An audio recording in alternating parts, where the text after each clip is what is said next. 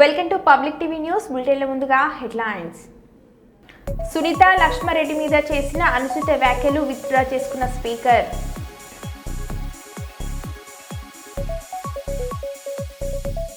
Advocate protection act కోసం అడ్వకేట్ల నిరసన.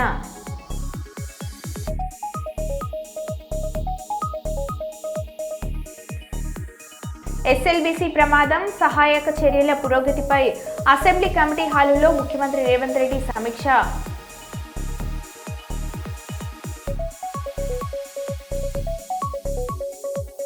ములుగు జిల్లా వన్యప్రాణుల సంరక్షణ కోసం ములుగు జిల్లాలో ఫారెస్ట్ అధికారుల ప్రత్యేక చర్యలు. చిత్తూరు జిల్లా కుప్పం నియోజకవర్గం టీడీపీ పార్టీ కార్యాలయంలో మీడియా సమావేశం.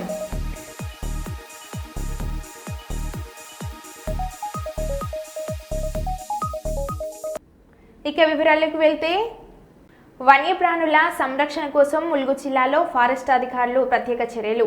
వేసవి తీవ్రత ఎక్కువగా ఉండటంతో వన్యప్రాణుల కోసం అడవిలో కృత్రిమ నీటి కుంటలు నిర్మాణం, అడవి జంతువులను వెంటాడే వాటిని గుర్తించి వారి కోసం ప్రత్యేక ట్రాప్ కెమెరాలు ఏర్పాటు.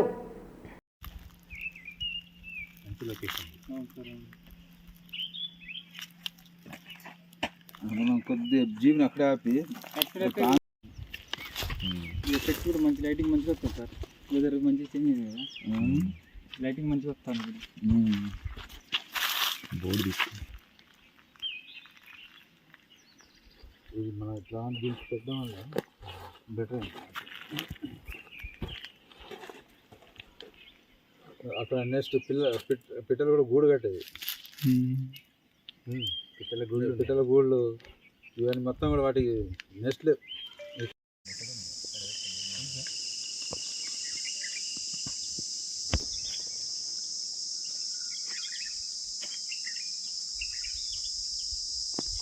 అక్కడికి వెళ్దాం సార్. దీనికి ఏమున్నాయి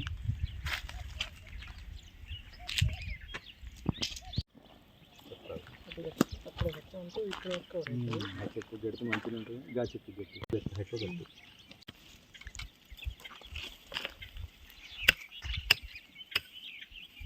ఇట్లా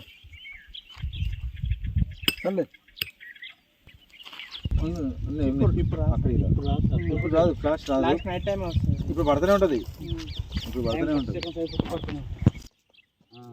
రాజనగరం నియోజకవర్గం కోరుకొండ మండలం కాపవరం మాజీ గ్రామ సర్పంచ్ మరియు టీఎన్టీయూసీ సభ్యులు తెలగమం శెట్టి శ్రీను నివాసం వద్ద మీడియాతో మాట్లాడుతూ రాష్ట్ర ముఖ్యమంత్రి Nara Chandrababu Naidu, deputy CM Pawan Kalyan, MLA Balaramakrishna, KUDA chairman Boddu Venkataramana Chowdary, CM coordinator Pendurthi Venkatesh ఆశీస్సులతో నాకు టీఎన్టీయూసీ రాష్ట్ర సభ్యుడిగా నియమించినందుకు వారికి ప్రత్యేక ధన్యవాదాలు తెలియజేశారు.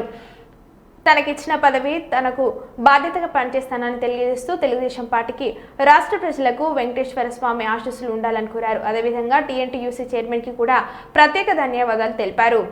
విద్యాశాఖ మార్చులు నారా లోకేష్ బాబు గారికి, అలాగే టీఎన్టీయూసీ చైర్మన్ గారు రఘురామరాజు గారికి, మరియు రాజానగరం స్థానిక శాసనసభ్యులు గౌరవనీయులు బత్తుల బలరామకృష్ణ గారికి, Rajanagaram Telugu Desam party incharge RUDA chairman గారు అయినటువంటి శ్రీ బొడ్డు వెంకటరమణ చౌదరి గారికి, తెలుగుదేశం పార్టీ నాయకులకు, తెలుగుదేశం పార్టీ కుటుంబ సభ్యులకు, మరి పత్రికా విలేకరులకు అందరికీ కూడా పేరు పేరున నా హృదయపూర్వకమైన నమస్కారాలు తెలియజేసుకుంటున్నాను.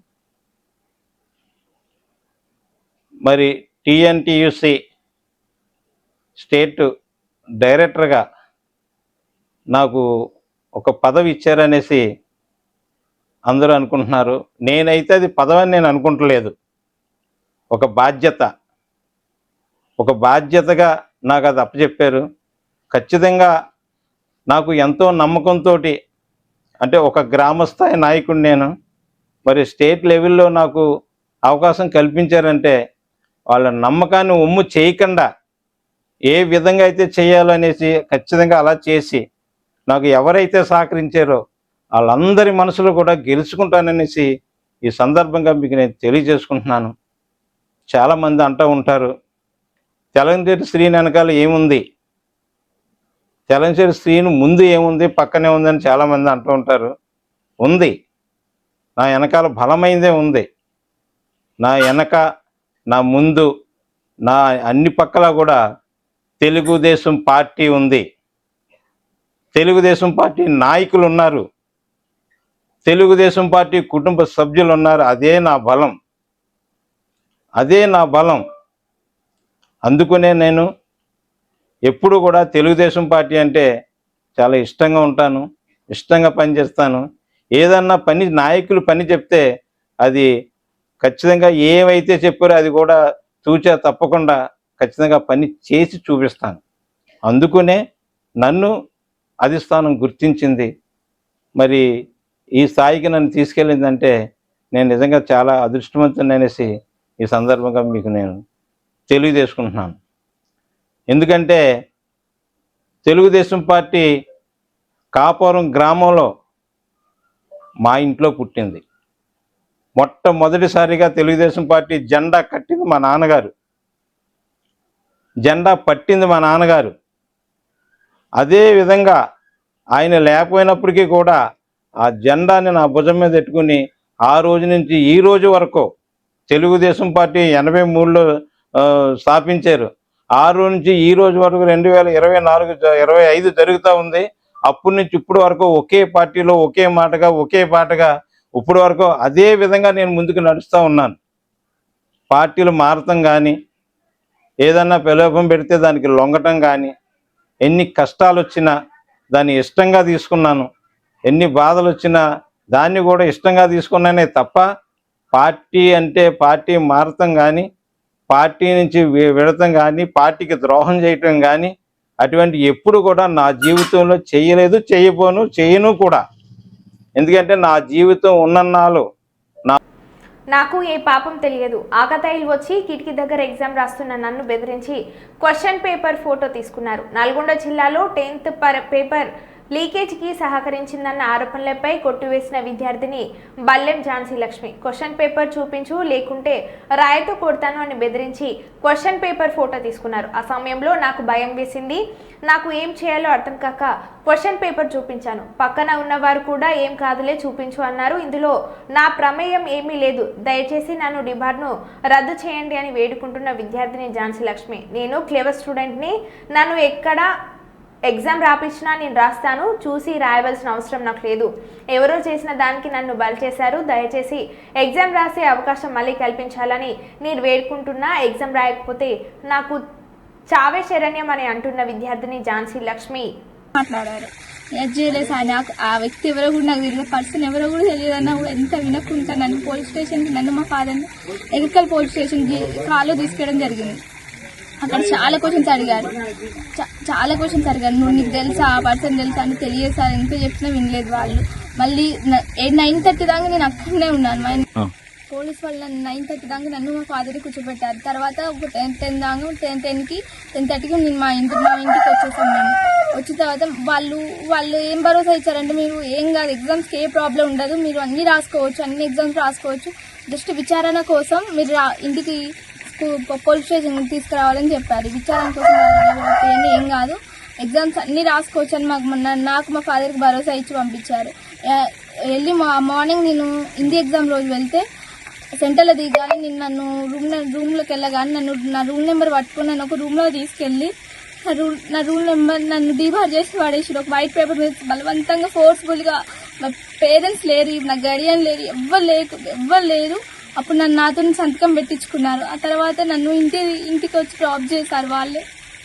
ప్లీజ్ నన్ను అధికారులు, కలెక్టర్ గారు, డిఎస్పీ వాళ్ళు నాకు న్యాయం చేయాలని కోరుకుంటాను. 13 years లైఫ్ నాది, జస్ట్ ఒక లాస్ట్ స్టేజ్ నాది. ఒక్కసారి నేను వెళ్తే నాకు ఫర్దర్ స్టడీస్ చాలా హెల్ప్ అవుతుంది. ప్లీజ్ నాకు ఈ 10th పోతే నాకు బతకాలని కూడా లేదు, నాకు సూసైడ్ తప్ప వేరే ఆలోచన కూడా లేదు నాకు ఇప్పుడు. ప్లీజ్ నాకు న్యాయం జరుగుతుంది, నేను బతకగలుగుతా తప్ప నాకు వేరే ఛాన్స్ కూడా లేదు. ప్లీజ్ నాకు మాత్రం న్యాయం జరగకుంటే మాత్రం నాకు చాలా. కాకినాడ జిల్లా ఎస్పీ శ్రీ బిందు మాధవ్ ఐపీఎస్ జిల్లాలో అసాంఘిక శక్తులు మరియు అసాంఘిక కార్యక్రమాలకు పాల్పడే వారిపై డ్రోన్ సహాయంతో నిఘు ఏర్పాటు చేసి ఎక్కడ ఎటువంటి అవాంఛనీయ సంఘటనలు జరగకుండా మరియు అసాంఘిక కార్యక్రమాలను నిర్వహించే వారిపై కఠిన చర్యలు తీసుకోవాలని ఆదేశాలు జారీ చేయడం జరిగింది. కీర్లంపూడిలో అనుమానిత ప్రాంతాలను డ్రోన్ సహాయంతో జల్లెడ పట్టిన జగంపేట సిఐ వైఆర్కే మరియు కీర్లంపూడి ఎస్ఐ జి సతీష్ పోలీసులు చిల్లంగి, వేలంక, వీరవరం గ్రామాలలో డ్రోన్ కెమెరాతో నిఘు పెట్టి పరిసర ప్రాంతాలను మరియు ఏరియాలను డ్రోన్ సహాయంతో జల్లెడ పట్టడం జరిగింది. అత్యంత శక్తివంతమైన డ్రోన్ కెమెరాలు ఇవ్వబడ్డాయి. ఉన్న చోట నుండి సుమారు 6 నుండి 7 కిలోమీటర్స్ ఏరియాలో కోడిపందాలు, గుండాల పేకాటలు, పబ్లిక్ ప్లేస్లో త్రాగుట వంటి వారిని క్లియర్గా గుర్తించవచ్చని అన్నారు. డైలీ డ్రోన్ కెమెరా నిఘు కొనసాగుతుందని అన్నారు.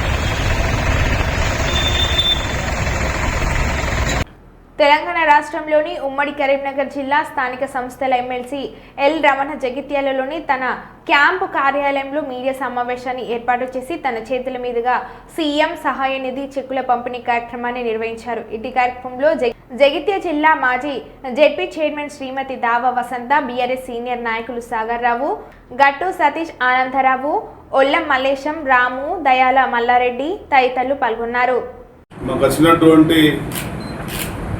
విజ్ఞాపనలలో కొన్ని సీఎం రిలీఫ్ ఫండ్లను ఈరోజు పంపిణీ చేసుకున్నాం. వాళ్ళకి అది ఆర్థికంగా దోహదపడతాయని చెప్పని గత 30 ఏళ్ళుగా ఈ సీఎం రిలీఫ్ ఫండ్లు అనేటివి జగిత్యాలకు పెద్ద మొత్తం సాధించుకుంటున్నాం. ఒకనాడు ఆరోగ్యశ్రీ లేకముందు అటు CM relief fund, PM relief fund, state illness fund అనే విధంగా ఒక వ్యక్తికి పెద్దగా అనారోగ్యం పాలైనా కానీ మొత్తం ఇప్పించినటువంటి అనుభవాలు కూడా మనకు ఉన్నాయి. దానికి అనుగుణంగా జగిత్యాల కాన్స్టిట్యూన్సీలో పెద్ద ఎత్తున నాటి నుంచి నేటి వరకు కూడా ఈ కార్యక్రమాలు తీసుకుంటున్నాం. మధ్యలో మేము ఇంటి ఆరోగ్య సేవ పెట్టి కూడా ఒక 30,000 కుటుంబాలకు ఈ ప్రాంతంలో ఆ ట్రీట్మెంట్ కూడా ఇప్పించడం జరిగింది. కానీ కేంద్ర ప్రభుత్వం ఆ పథకాన్ని వినియోగించుకోవడం వల్ల మళ్ళీ దాన్ని మేము కొనసాగించలేకపోయినాం. ముందు ఇతరత్ర కార్యక్రమాలు కూడా కొనసాగించాలనేదే మా ధ్యేయం అని చెప్పని తెలియజేస్తూ, నేడున్నటువంటి కాంగ్రెస్ ప్రభుత్వ పరిపాలన చూస్తే ప్రధానంగా మొన్న బడ్జెట్ సమావేశాలలో గవర్నర్ ప్రసంగంతో మొదలై ఇల్లున్నటికి సమావేశాలు ముగుస్తున్నాయి. ఈ 16 నెలల కాంగ్రెస్ పాలనలో కాంగ్రెస్ పార్టీ ఇచ్చినటువంటి వినబడుతున్నది ఇది అత్యంత దారుణం. ఈనాడు కూడా ఈ పరిస్థితి లేకుండా అని చెప్పానంటే వాటికి జవాబు కూడా దాటేసే పరిస్థితులనే ఉందే కానీ సరైన విధంగా స్పందించాలనే ఆలోచన మాత్రం ప్రభుత్వం కనబడడం లేదు. దానికి తోడుగా రాష్ట్ర ప్రభుత్వ అప్పులు విపరీతంగా పెరిగిపోతున్నాయి. ఈ 16 నెలల పాలనలో కాంగ్రెస్ ప్రభుత్వ పరిపాలనలో రేవంత్ రెడ్డి గారు ముఖ్యమంత్రిగా, భట్టి గారు ఉప ముఖ్యమంత్రి, ఆర్థిక మంత్రిగా తెచ్చినటువంటి అప్పులు 1,58,000 కోట్లు. ఇది భారతదేశ చరిత్రలో ఏ రాష్ట్ర ప్రభుత్వం అంత స్వల్పకాలంలో అప్పు చేసిన పాపాన పోలేదు. ఆ విధమైనటువంటి అప్పులతోనే ప్రభుత్వం పరిపాలన సాగిస్తున్నది. ఎన్నికలకు ఇచ్చినటువంటి హామీల అమలు గురించి ఆనాడు పత్రికలలో కానీ ఇతర ఇంటర్వ్యూలలో మాట్లాడినప్పుడు కాంగ్రెస్ పార్టీకి అపారమైన అనుభవం ఉన్నది, మేము ఆదాయాన్ని సమకూర్చుకుంటాం, సంపద సృష్టిస్తామని చెప్పని మాట చెప్పి ఆ అనుభవం వల్ల అనుభవరాహిత్యంగా కనబడుతున్నది. అనుభవం లేనటువంటి నాయకుల నేతృత్వంలో ఇష్టానుసారంగా పరిపాలన చేయడం వల్ల ఆ యొక్క ఫలితాలు కనబడుతున్నాయి. దాదాపు 70,000 కోట్లు ఆదాయం పడిపోయినట్టుగా ముఖ్యమంత్రి గారు చెప్పడం జరిగింది. అంటే ఇంతటి పరిస్థితి, ఘోరమైన పరిస్థితి ఏ రాష్ట్ర ప్రభుత్వానికి కూడా లేదని చెప్పని ఈ రాష్ట్రంలో వ్యవసాయదారుల యొక్క ఆత్మహత్యల పరంపర కొనసాగుతూనే ఉన్నది. చేనేతల ఆత్మహత్యలు దాదాపు 36 మంది ఆత్మహత్యలు పాల్పడ్డారు.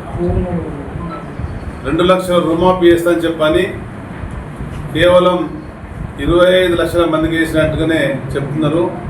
వర్తింపేసిన అవసరం ఉంది. దాదాపు 30-40% ఏ గ్రామంలో వెళ్ళినా కానీ మాకు రాలేదనే మాట చెప్తున్నారు, కానీ ప్రభుత్వం మాత్రం ఇక పూర్తిగా ఇచ్చేసినాం మాతో అయిపోయిందనే విధంగా వాళ్ళు చేతులు పట్టే పరిస్థితి ఏర్పడ్డది. దానికి తోడుగా ఈ మధ్యన వడగండ్ల వాన రాష్ట్ర వ్యాప్తంగా అటు మహబూబ్నగర్లో కానీ మెదక్లో కానీ ఇతరత్ర జిల్లాలలో అయితే మా మాజీ మంత్రులు, మా ఎమ్మెల్యేలు, మా పార్టీ పరంగా నాయకత్వం ఇక్కడ జగిత్యాల కాన్స్టిట్యూన్సీలో మన మాజీ జగిత్యాల పర్సన్ దా వసంత గారు, అదేవిధంగా పార్టీ నాయకత్వం అంతా అటు సారంగపూర్ చిత్ర మండలంలో ఉండేటువంటి వడగండ్ల వాన బాధితులు వ్యవసాయం జరిగింది. రాష్ట్ర ప్రభుత్వాన్ని మేము డిమాండ్ చేస్తున్నాం, మీ యొక్క అసమర్థత వల్ల, మీ నీటి సరఫరా సక్రమంగా లేకపోవడం వల్ల, మీ కరెంటు సరఫరా సక్రమంగా లేకపోవడం వల్ల లక్షలాది ఎకరాలలో ఇవాళ పంట ఎండిపోయింది. మేము అటు అసెంబ్లీలో, కౌన్సిల్లో అయితే ఎండిపోయిన పంటలను కూడా ప్రదర్శన చేసినాం. ఇవాళ చూస్తే మళ్ళీ వడగండ్ల వాన కూడా పెద్ద ఎత్తున పడ్డది. కానీ రాష్ట్రంలో ఉండేటువంటి మంత్రులు కానీ వాళ్ళ నాయకులు కానీ పర్యటించి ఓదార్చి అండగా ఉంటాయని చెప్పిన మాట మాత్రం కనపడడం లేదు.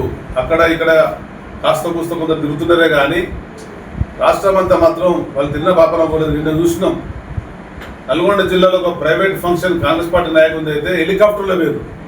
అంటే రాష్ట్ర ప్రభుత్వానికి హెలికాప్టర్ అనేది ఉన్నది, ఆపదలో ఉన్నటువంటి వాళ్ళను. నంద్యాల జిల్లా బడగనపల్లి ఆవుకులో ఏషియన్ పేరుతో నకిలీ రంగులు అమ్ముతున్న షాపుపై కంపెనీ అధికారుల దాడులు. 1.50 లక్షల విలువ గల 57 నకిలీ రంగు డబ్బాలు సీజ్. కేసు నమోదు చేసుకుని దర్యాప్తు చేస్తున్న సీఐ మంజునాథ్ రెడ్డి. నంద్యాల జిల్లా ఆవుకులో ఓ దుకాణంలో పేరుగాంచిన నకిలీ రంగుల భాగోతం బయటపడింది. సీఐ మంజునాథ్ రెడ్డి తెలిపిన వివరాల ప్రకారం ఆవుకులో శ్రీరామకృష్ణ ఏజెన్సీలో ఏషియన్ పెయింట్స్ పై ఏషియన్ పెయింట్స్ కంపెనీ అధికారులు దాడులు చేశారు.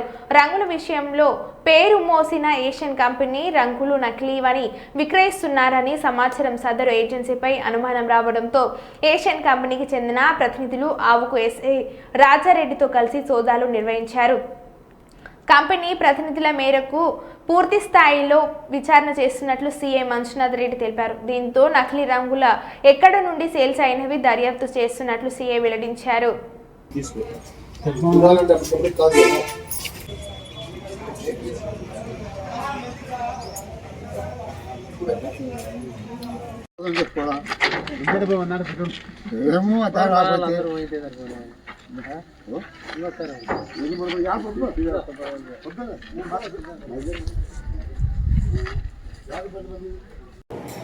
అవుకు గ్రామంలోని అమ్మవారిశాల వీధిలో రామకృష్ణ ఏజెన్సీస్ అనే షాప్లో నకిలీ పెయింట్స్ ఉన్నాయని ఫిర్యాదు రావడంతో అక్కడ పోయి చెక్ చేయగా వాళ్ళ యొక్క గోడౌన్లో సుమారు అంటే 57 పెయింట్ అంటే 20 లీటర్లు 10 లీటర్లవి డబ్బాలు నకిలీవని గుర్తించడం జరిగింది. దాని మీదట ఒక కేసు రిజిస్టర్ జరిగింది పోలీస్ స్టేషన్లో. వీళ్ళు అదే ఈ ఏషియన్ పెయింట్స్ సంబంధించిన వాళ్ళవి వాళ్ళ సంబంధం లేకుండా వాటిని వీళ్ళు వాళ్ళ పెయింట్స్గా ఏషియన్ పెయింట్స్గా చెప్పుకుంటూ వాటిని పబ్లిక్ అమ్ముతున్నారని, అదేవిధంగా ఇవి లో క్వాలిటీతో ఉంటాయని ఏషియన్ పెయింట్స్ సంబంధించిన రిప్రజెంటేటివ్స్ ఫిర్యాదు చేయడం జరిగింది. దాని మేరకు అవి సీజ్ చేయడం జరిగింది. వాటిని తర్వాత టెస్టింగ్కి పంపిస్తాం. తెలిసిన దాని తర్వాత ఆ పిమ్మట దానిపైన తదుపరి చర్యలు తీసుకుంటాం. అదేవిధంగా అవి విచారణ ఉంది. విచారణ భాగంగా అవి ఎలా చేస్తున్నారు అనేది తెలియాల్సి ఉంది. అది తెలిసిన తర్వాత పూర్తి ఇన్వెస్టిగేషన్ కంప్లీట్ చేస్తాం. చిన్న జయంతి ఉత్సవాలకు ముస్తాబవుతున్న కొండగట్టు. జగిత్యాల జిల్లా మాల్యాల మండలం ప్రముఖ పుణ్యక్షేత్రం కొండగట్టు శ్రీ ఆంజనేయ స్వామి ఆలయం చిన్న జయంతి ఉత్సవాలకు ముస్తాబవుతుంది. వచ్చే నెల 11 నుండి 13 వరకు ఈ ఉత్సవాలు జరుగుతున్నట్లు ఆలయ అధికారులు తెలిపారు. అలాగే రాష్ట్రంలో నలుమూలల నుండి దాదాపు 4 లక్షల దీక్షపరులు భక్తులు వచ్చే అవకాశం ఉందని వారు తెలిపారు.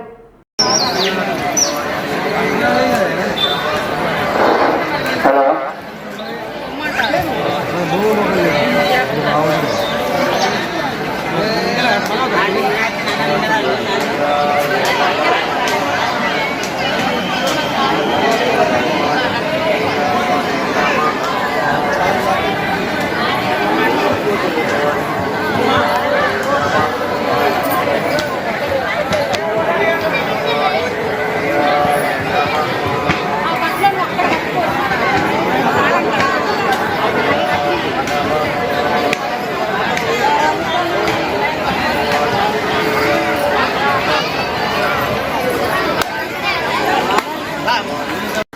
అన్నా గొల్లా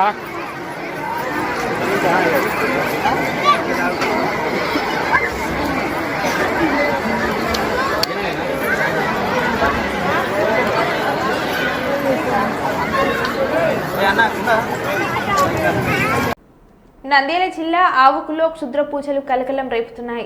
ఆవుకు పట్టణంలో మార్కెట్ నుండి సెంటర్కు వెళ్లే దారిలో గుర్తు తెలియని వ్యక్తులు అర్ధరాత్రి సమయంలో క్షుద్ర పూజలు చేస్తున్నట్లు తెలిసింది. సంఘటన స్థలంలో నిమ్మకాయలు, పూలు, కుంకుమ, పసుపుతో బొమ్మలు గీసిన ఆనవాళ్లు క్షుద్ర పూజలకు సాంకేతికలుగా భావించి ప్రజల్లో భయాందోళన రేపుతున్నాయి.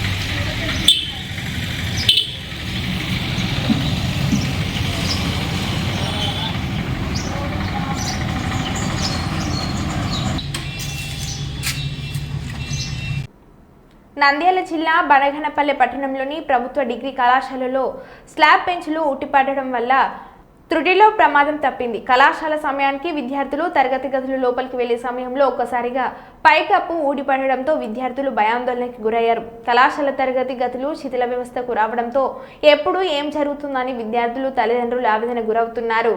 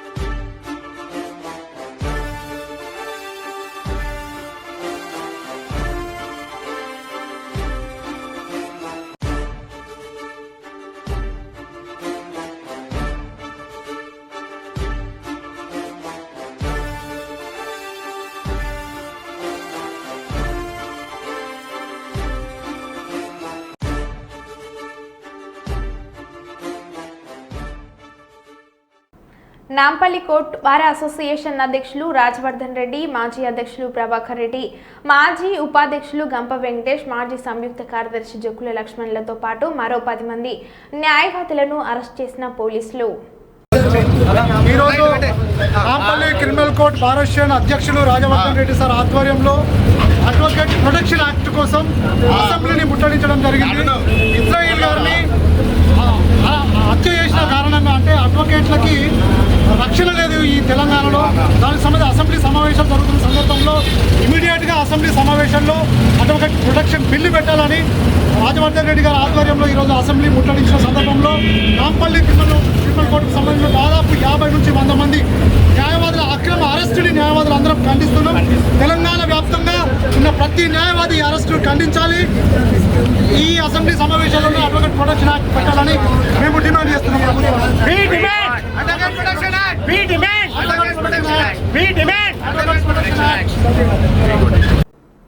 సునీత లక్ష్మారెడ్డి మీద చేసిన అనుచిత వ్యాఖ్యలు విత్డ్రా చేసుకున్న స్పీకర్. మహిళలు అంటే నాకు గౌరవం. నాకు 8 మంది అక్కచెల్లెలు ఉన్నారు. మిమ్ములను ఉద్దేశించి అనలేదు. రన్నింగ్ కామెంటరీ చేస్తున్నారు, అందువల్ల నేను వినబడలేదు అని అన్నాను. సునీత లక్ష్మారెడ్డి అంటే ఎనలేని గౌరవం ఉంది. మీ మనస్సు బాధ అనిపిస్తే నా మాటలు విత్డ్రా చేస్తున్నా అని అన్నారు. సునీత లక్ష్మారెడ్డి గారు అంటే మాకు ఎనలేని గౌరవం. అందులో మహిళలు అంటే రన్నింగ్ కామెంటరీతోనే వచ్చింది. ఇది ఎవరు మాట్లాడుతున్నారు? అక్కడ కాదు సార్, మీదికే మాట్లాడుతున్నారు.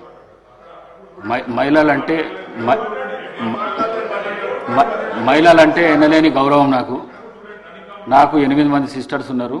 నేను మహిళలను చాలా ఎక్కువ గౌరవిస్తాను. నేను ఈ సీటు మీద ఉండి నేను మిమ్మల్ని అనుకోవడం మాత్రం చాలా పొరపాటు. అది మీరు మాట్లాడేటప్పుడు రన్నింగ్ కామెంటరీ ఇక్కడి నుంచి అక్కడి నుంచి వస్తున్నది. వారు మాట్లాడేది వినబడతలేదు, నాకే వినబడతలేదు, మీకు వినబడుతుందా అని చెప్పిన. మిమ్మల్ని ఉద్దేశించి వినబుద్ధి అయితే లేదు నా మాట్లాడింది అని చెప్పినా కానీ వారిని ఉద్దేశించి చెప్పింది కాదు నేను. మీరు తప్పుగా భావించిండొచ్చు. మీ మనసు కష్టపడితే విడ్రా చేసుకుంటాను. మరో బులెటిన్లో మళ్ళీ కలుద్దాం. Stay tune.